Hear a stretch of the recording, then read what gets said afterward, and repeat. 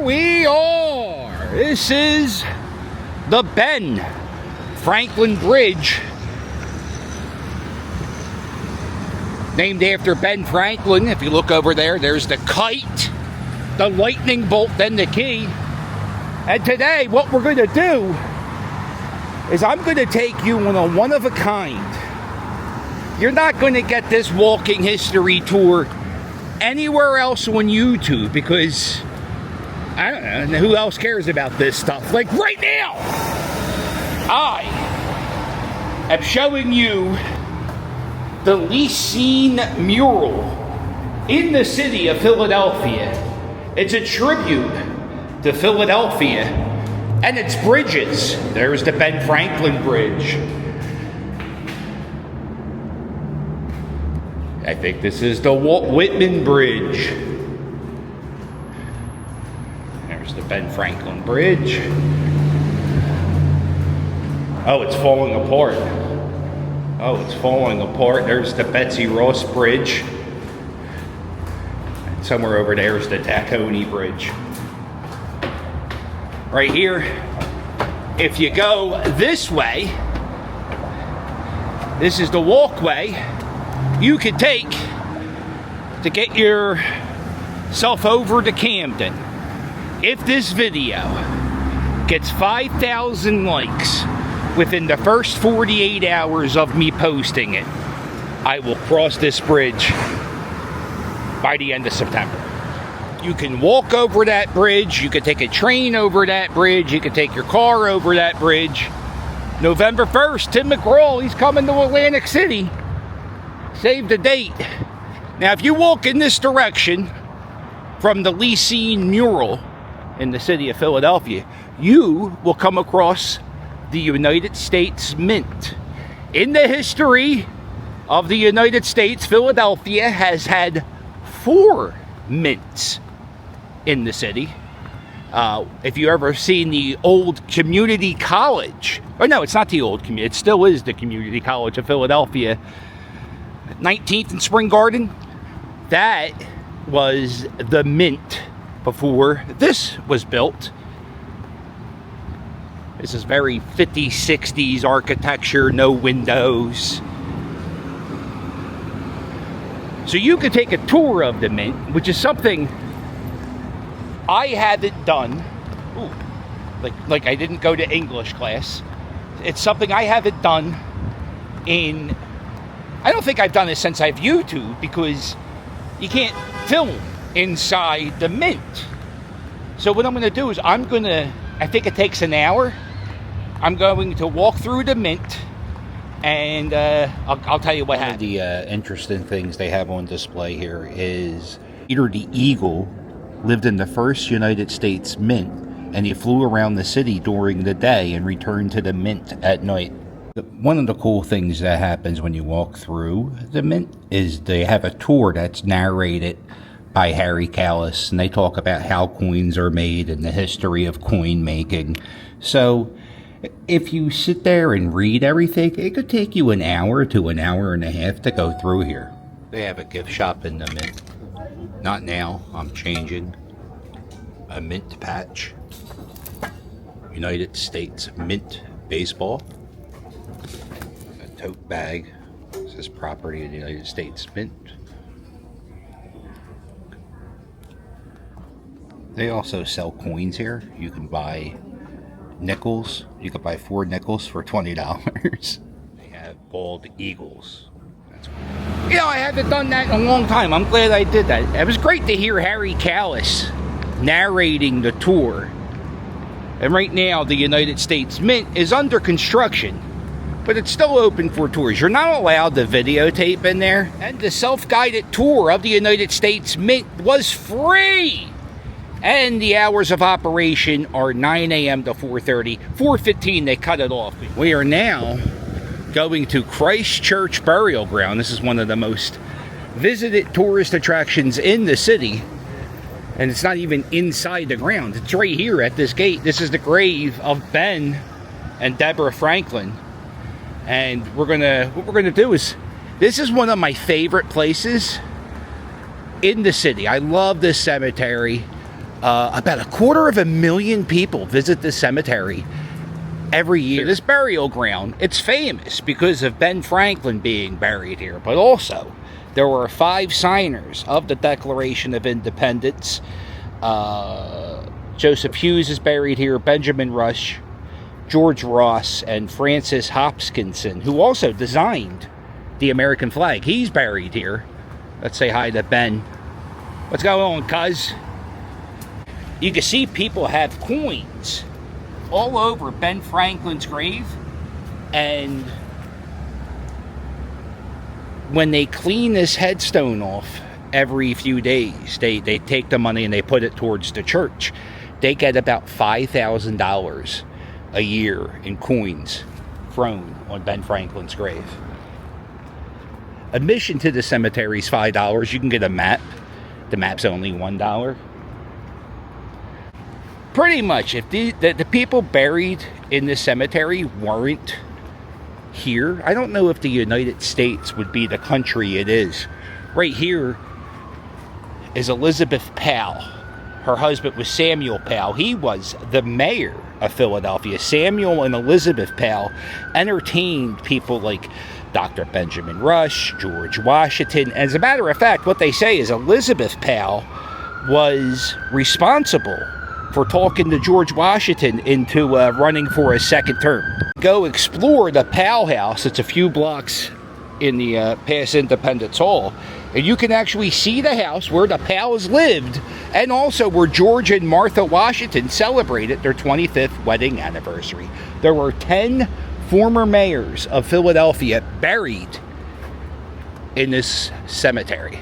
From 1977 to about the early 2000s, this cemetery was closed to the public. And I think around 2003, they revamped this whole area. They moved the Liberty Bell. They put some new buildings in. And that's when they opened up this space and they started charging for tours to come in.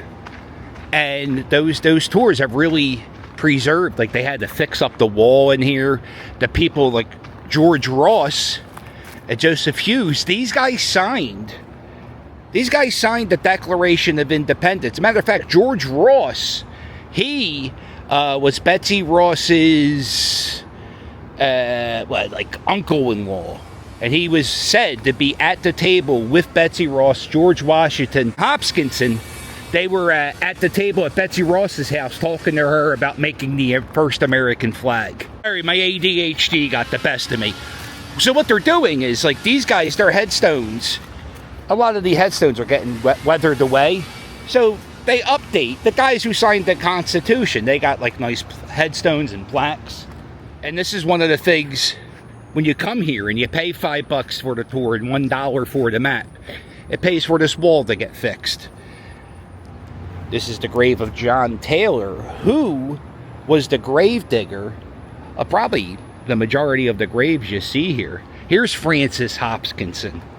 This guy here, signer of the Declaration, member of the Continental Congress, first Native American composer of songs.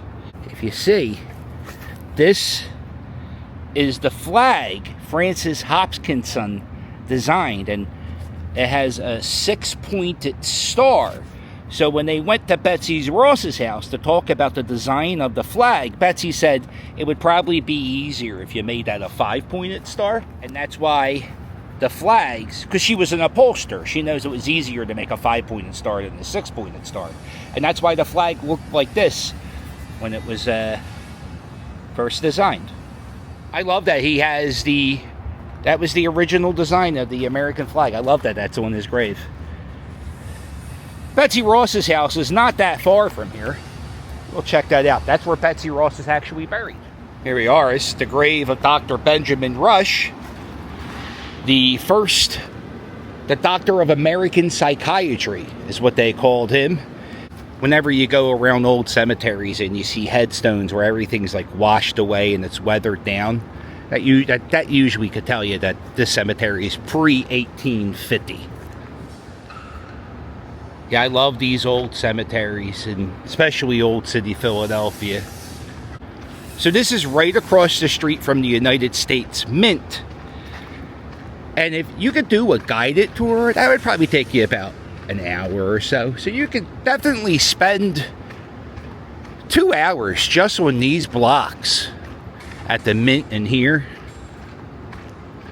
Kill it a day in Old City, Philadelphia. And we're walking in this direction. Right down the street, that's Independence Hall. To get into Independence Hall, you have to go to this building first. That's the Independence Hall Visitor Center. And that's where you get tickets to Independence Hall. If you're planning to go inside Independence Hall and you know in a day in advance, you can Google it. You can find a website where you can buy tickets a day in advance. It's like $1.75, but that reserves your space.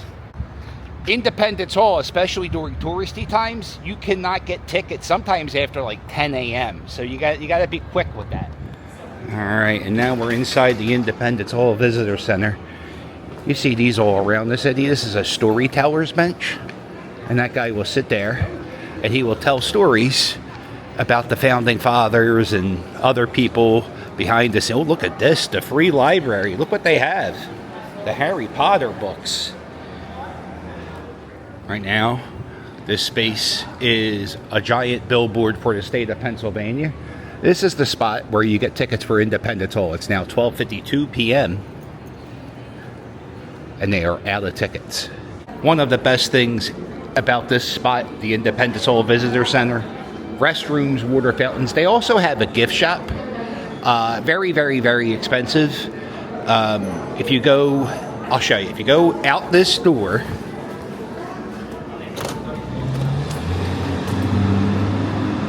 they sell like the hoodies for $76. It's outrageous what they charge people. But if you go out this door towards Independence Hall, look to your right, and you go down 2 blocks, there's a store called Five Below, and you can get t-shirts around $5. I'm filming this, I think it's like August 12th, 2025, and this is a display called the President's House. This is where George Washington and John Adams, this is where they lived when they were president of the United States. This exhibit talks about when George Washington and John Adams lived here. It talks about the slaves that lived here. And in the next week, they're going to announce that they're doing some changes to this monument, and I'm kind of interested in to see what happens. Right here are the names of the slaves who served George Washington, and over there are the slave quarters where the slaves lived when George Washington was president. And I believe that might be going away, and all their names off the wall, because I don't know if you guys noticed, George Washington owned slaves. You go to Mount Vernon, there's like a giant hill, and it's the burial grounds of a bunch of slaves. Actually, there's no line for the Liberty Bell, which is, what day is it? It's like a Wednesday afternoon in August. It's very hot, but if you come here on the weekends, the line will go all the way down. And the reason why the line is so long, it isn't because people are dying to see the Liberty Bell. It's because you have to go through a metal detector. And you got to go through, it's like the worst. You got to take off your belt. You got to do that at the Mint too. You got to take off your belt. You got to, I hate taking off my belt, because then you feel rushed putting the belt back on. There we go. There's people taking the tour. You go right here. Go say hi to the Liberty Bell. Oh. There's, wow, Liberty Bell. Hey, Liberty Bell, how you doing? Hey, Liberty Bell, why don't they ever wash this window? Just kind of curious. All right, well, listen, I'm going to get back to showing people some stuff. I'll talk to you later, hon. Breaking Philadelphia news. People, they're doing the tours of Independence Hall. And people are going through the front door. I think this is the front, or is this the back door? This is the back door of Independence Hall, I think. If you look at a $100 bill, you see it from this way. And one of the things sometimes you'll see is people will hold up $100 bills, the back part of the $100 bills, and take their pictures with that. I like to mug those people. 1 o'clock here at Independence Hall. That bell up there, that's called the Centennial Bell. Since the Liberty Bell is on display over there, it's obviously not hanging there. Also, the Liberty Bell is broken. That's kind of known. So that bell is built of 4 cannons from American wars from the past, 2 battles from the 2 cannons from the Battle of Gettysburg, 2 cannons from the Battle of Saratoga. They melted down those 4 cannons. You got that one bell. So every time you hear that bell ring, my friend, you're not hearing a bell. What you're hearing is American history. And what you're witnessing today is American history indeed. For the restrooms across the street from Independence Hall are open. They are never open. That's, wow. Somebody called the Philadelphia Daily News. This building across the street was the first Supreme Court of the United States back in the 1790s. But before that, it was Philadelphia City Hall, the original City Hall. You go on this side, Independence Hall is right here. This is a museum. It's the American Philosophical Society. And right now on display, they have on display at the museum, which I don't think is open right now, and talking about the revolutionary city of Philadelphia. The museum is open Sunday through Thursday, 10 to 5. The American Philosophical Society. It was founded by Ben Franklin. And if you go across the street, there is the actual American Philosophical Society building. And the American Philosophical Society is a bunch of like really smart people, a bunch of Nobel Prize winners. And they go in here and they try to think of ways to make the world a better place. Up there is a statue of Ben Franklin. It's my favorite statue in the city. I like this more than the Rocky statue. Ben Franklin has his arm on a bunch of books because he's trying to do the free library thing. He has the king's scepter pointed down, kind of saying like boo, and he's wearing a toga to give a nod to the Greek democracy, which is what America was trying to be. If you go all around the city, you'll see buildings with large columns. Matter of fact, this building right here, the Second Bank of the United States, is a large Greek revival, which was the Greek revival was this type of architecture that came out and came around in this time because we were paying tribute. There is the Second Bank of the United States. It's now a portrait gallery of the Founding Fathers. It's never open, but when it is open, it's never crowded. It's pretty big. And it's a great way to get cool in the summertime. There is another one of those storytellers. You go around, they tell you a story. They're pretty animated when they tell the stories. Right here is a statue of Robert Morris. He was the financier of the American Revolution. France, I think they paid for like 90% of the American Revolution. The other 10% was mostly funded by this guy, Robert Morris. The American Navy and all the ships we used in our military, a lot of those ships were donated by Robert Morris. And Robert Morris had a lot of ships because he was involved in the slave trade. And so a lot of those old slave ships, we actually used them in the war of the Revolution. Sometimes this statue does get defaced. If you see, it's like kind of dark right here, a little grimy, and then right here it looks like they power washed it. And that's exactly what they did, because I think somebody wrote human trafficker on his grave, or in his headstone. He's buried at Christ Church, not the cemetery I was just at, but he's buried at Christ Church, the actual church grounds. There he is, my friend, Scooter Steve. I would say this area around Independence Hall is a fairly safe area. It's not only patrolled by Philadelphia police, but the park rangers are also cops themselves. Usually, and then some of the places, they have their own security as well. Crazy stuff happens everywhere in every major city, so you're not,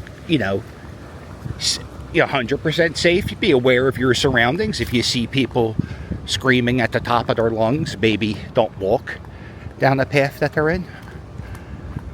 Right here, this is Carpenters Hall. This is like the OG. Here we are, cuz. Right here, this is Independence Hall. Or no, this is Carpenters Hall. And this is where the First Continental Congress, this is where they got together to write a letter to King George to say, yo, stop taxing us. They mailed it to the king, and the king didn't do anything, so we went to war. A few years ago, somebody broke through this door, went into the basement of Carpenters Hall, and tried to set this historic building. This building that's older than the United States. This building for which, if this didn't exist, would this country even exist? Somebody tried to set this on fire because they're a jerk off. This is Carpenters Hall. You go through, and I don't know about these steps, but I like this step. You see this weathered step? That's one of my favorite things in Old City. I like to think about who walked up these steps. Now, these steps are superpower steps because you got George Washington, John Adams, Ben Franklin, Lafayette, anybody who was anybody. Walk through this door. So it's one of the most historic buildings in this city. And you can actually come in here. It's free. You can give them a donation. They also talk about the history of the fire insurance companies. Here's a Lego display of Carpenters Hall. And this is, where is he at? Where's my guy? This guy here, when they were building the first bank of the United States, they stored the money inside this building at Carpenters Hall. The first bank is right over there on that wall. And the very first bank robbery in the United States happened in this building. And the guy right here, Pat Lyon, he was charged for the first bank robbery. I think he worked in this building, and it turned out he was innocent. So, because he was innocent, what they did is they painted this portrait of him and his son, and you can see that portrait at the Pennsylvania Academy of Fine Arts. And in Carpenters Hall, they have a cheaper gift shop than the other federally run gift shop because this is privately owned. You get the little Betsy Ross cap for $10, a copy of the Declaration of Independence for $3. And then these are one of the chairs that they use in the Continental Congress. We're leaving Carpenters Hall. I love the door to this. They got this old-timey door. We're going out the door. I'm not going to show you how you ring the doorbell because a lady who worked there yelled at me for showing people how to ring the doorbell. Go out the front door of Carpenters Hall. You go down this street here. This is where the old Docks Creek was. Back in the 1790s, when you would go to the bathroom or if you had any type of waste, you would just throw it right here in the creek, and it would go down to the Delaware River.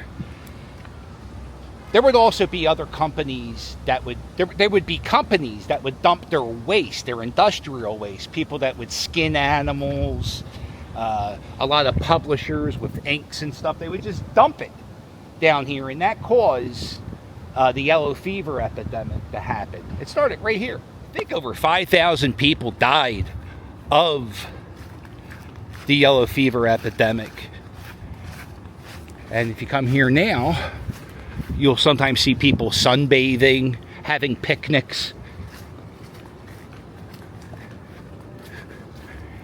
If you go right past the creek where everybody got the yellow fever, you see this park. This is one of the newer attractions in Old City, Philadelphia. This is the Bicentennial Bell. Up at Independence Hall, we have the Centennial Bell.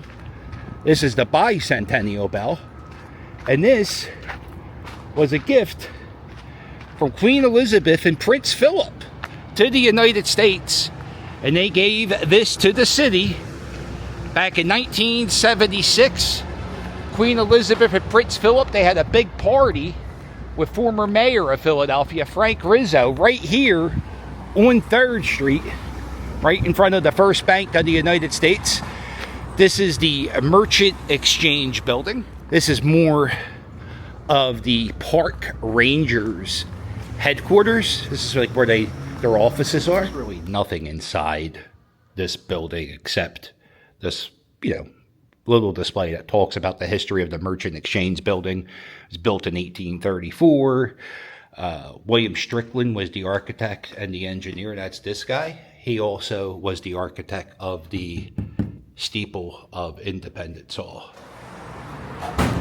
Really not a whole lot to see and do in there, but if you're into architecture history, you go in there and read that. Sometimes park rangers, just so you know, not only are they kind of like police officers, they're also tour guides. I love this building. Now, most people use this building more as a backdrop for like wedding photos and prom pictures, birthing announcements. Yeah, it's a very cool looking building. You go down here, this is a cobblestone street. Not many cobblestone streets in the city. Across the street is a Belgian block street. Right there are the Society Hill Towers. Those towers were made by the same architect who made the Twin Towers in New York City. This way, and you will be at the City Tavern, which was a tavern that the Founding Fathers used to drink at. It was open recently as a restaurant. Guy who owned it had a cooking show on PBS, Colonial Cooking with Carl. I don't know what it was called, but it was around these parts he was pretty famous. I think COVID kind of destroyed a lot of things, but I think it kind of made this place shut down. And you can go in there. I think it's one of those weekend places. You go in there in the weekend and you can see how they used to drink back in the day. There's a pump. There's a little well. I tell you, walking on cobblestone stinks. The front to the City Tavern, not open right now. It was demolished. Oh, it's one of those rebuilds.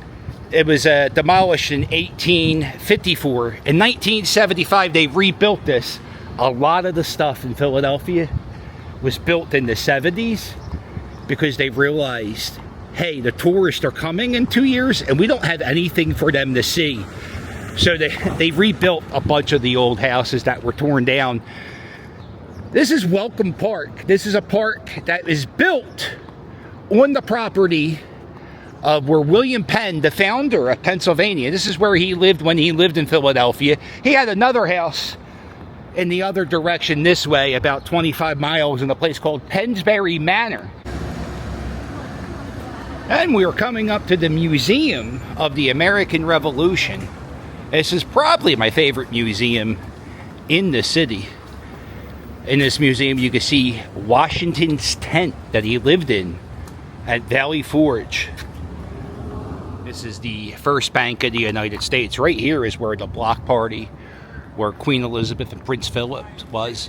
They're working on renovating the First Bank of the United States, and it's going to probably be open this time next year. If you look up at this building, that eagle that you see right there, that is the first eagle used on an American building. A little history for you. And the First Bank of the United States is right next to the space where Alexander Hamilton worked as the treasurer of the United States. Matter of fact, this is the space right here. That brick outline is where Alexander Hamilton's office was. And when the French diplomats came to talk to Alexander Hamilton about money matters from the Revolutionary War, one of the letters that one of the French diplomats wrote pretty much said, His Alexander Hamilton's office is a pile of garbage. Looks like junk. Right here, there's a bunch of museums. Not very popular museums. Some of them are free museums. Right here is the Science History Institute. It's open Wednesday through Saturday, 10 to 5. One of the things that happened when COVID came, a lot of the museums stopped opening on like Mondays and Tuesdays, like the slower days. This is the courtyard to Ben Franklin's house. Before I go there, let me show you this. This is the National Liberty Museum. Admission is $12. You go in there. Just doing a quick walkthrough of the museum, and the first floor, it's talking about the freedom of speech and how important freedom of speech is as an American right. This is called Heroes of Liberty from around the world. And in here they have a replica of the attic where Anne Frank hid. Through there.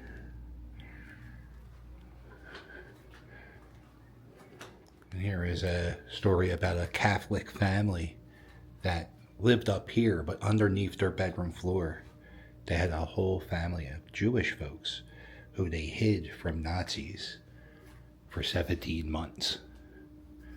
In this cell, this is Nelson Mandela, who was in his cell for over 30 years, right?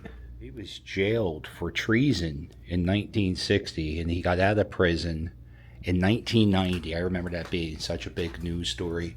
And then he became president of South Africa 3 years later. This work is by, I think his name's Dave Chicholi. Could be saying that last name wrong. He has a museum in St. Pete's. Giant museum. And it's full of glass like this. It's pretty cool. I hope Jim Norton and Colin Quinn are aware that they were on display at the Year of Free Speech. So this is set up as like a little comedy club, and they have this documentary playing. Do not get buried. Comedians say things publicly as a joke, and then the consciousness of the culture will change over a decade, and then some piece of snitch goes back over somebody's timeline looking to do something that they can get a little attention. So I got to watch this 15-minute documentary. It featured some stand-up comics, and they talk about freedom of speech and how people who want to censor freedom of speech, how everything's so politically divided and nobody gets along, and it's just, you know. Talk to you, you're yelling. They also, right when you leave, they have this bell where it's a replica of the Liberty Bell made in the mold, that real Liberty Bell, and you can ask somebody to ring the bell for you. I feel kind of weird doing that, so I'm not going to do that.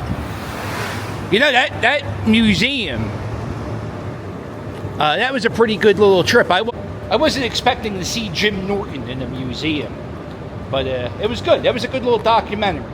Here's another one of those storytellers. Right here, this is the ghost house of where Ben Franklin lived. This was the outline of his house where he lived right near the end of his life. Here we are, the Ben Franklin Museum. There's a little space. It's right next to Ben Franklin's ghost house. It's a $5 museum. I'm a genius just like Ben Franklin. I like to play chess, and Ben Franklin likes to play chess. This is one of the chairs Ben Franklin used to own. And there's a possibility he could have owned that chair. Play the harmonica, which is, I think Ben Franklin invented this instrument. This is also the instrument, if you ever heard the Harry Potter theme song, it was played on one of these like glass bowl instruments, the harmonica. An article Ben Franklin wrote about chess. How exciting. It's a pretty small museum. You got the chess stuff over there. They have some movies that you could sit here and watch. If you take your time and look at everything and read all the signs, it could take you an hour or so. Here's one of Franklin's lesser known inventions. It's the divided soup bowl, and it was built like this, so if you took it on a boat, it would spill out of the big bowl and go into there, and that way you could not spill your soup. Near the end of his life, when he was doing all that stuff at Independence Hall, Franklin would get carried around in a sedan chair like this, kind of like the Macho Man Randy Savage. And so he lived at the house right there, and they would carry him in this thing to Independence Hall, and that's where he would do all that 1776 stuff.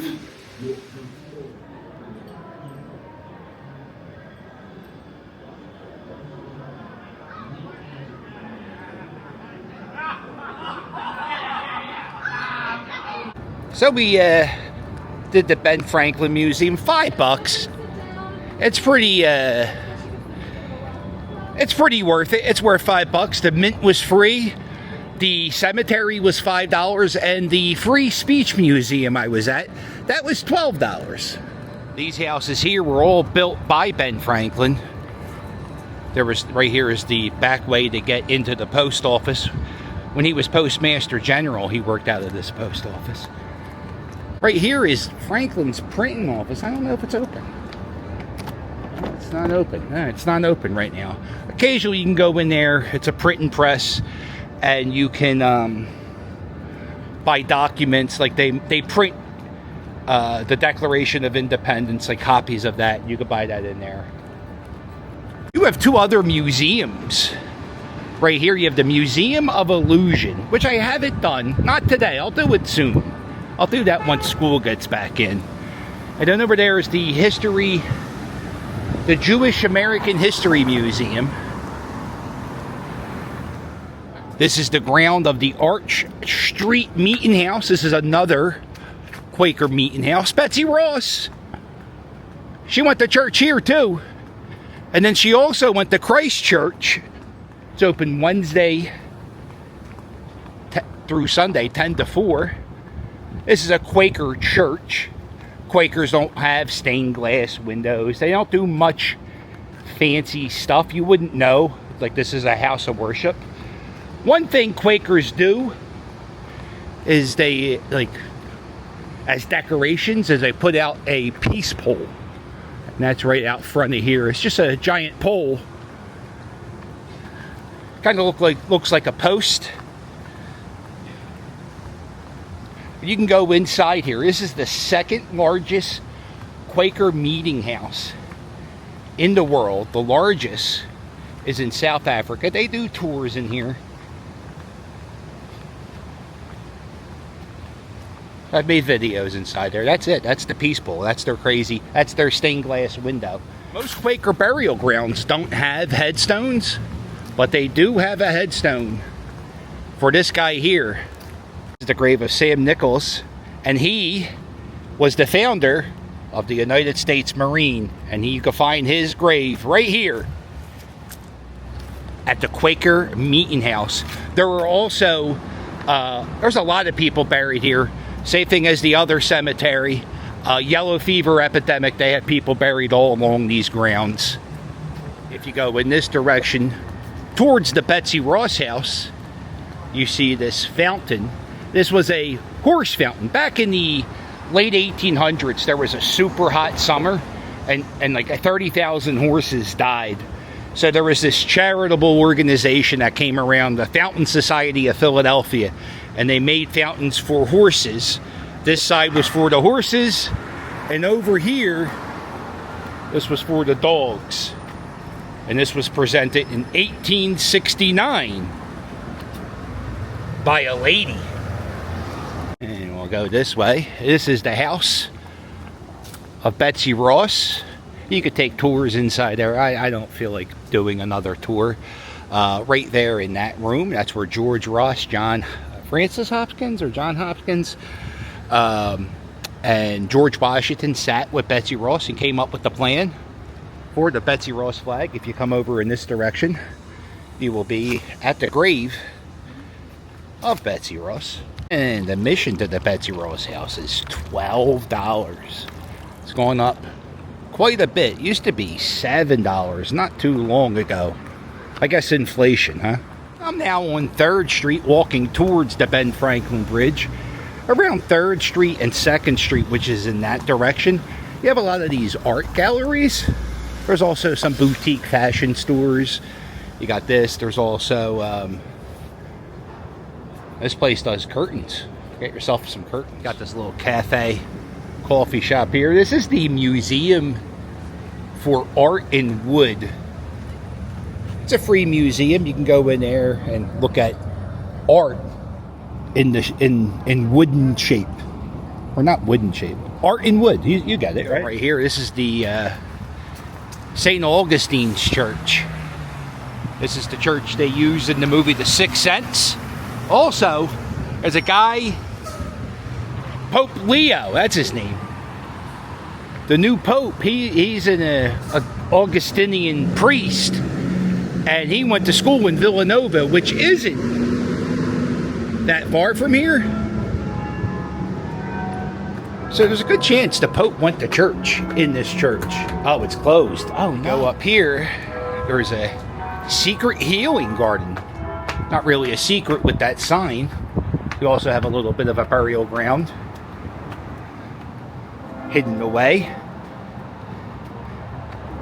The only time you can really see this is if you're walking across the Ben Franklin Bridge right there.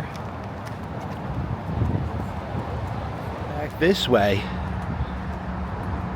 and you can find the healing garden.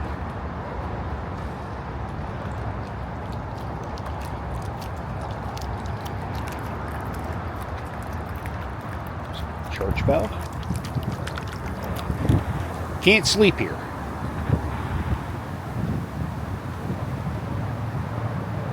You could pray here.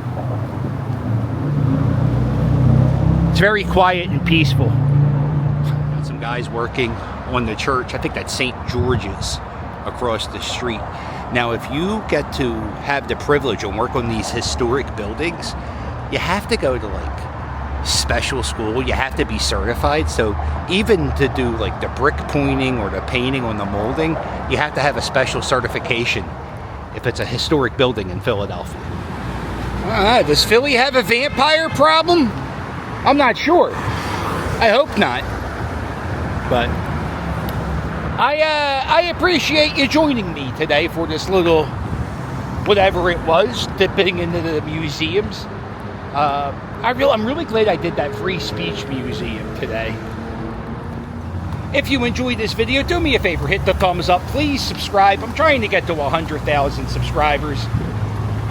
We just got to talk about it until it happens. It could be a while, so help me stop talking about it and hit subscribe.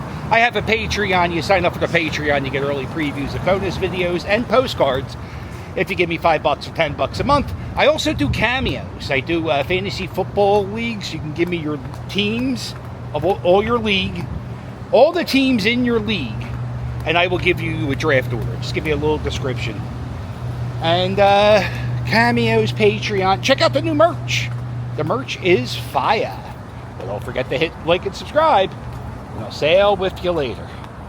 Doodles.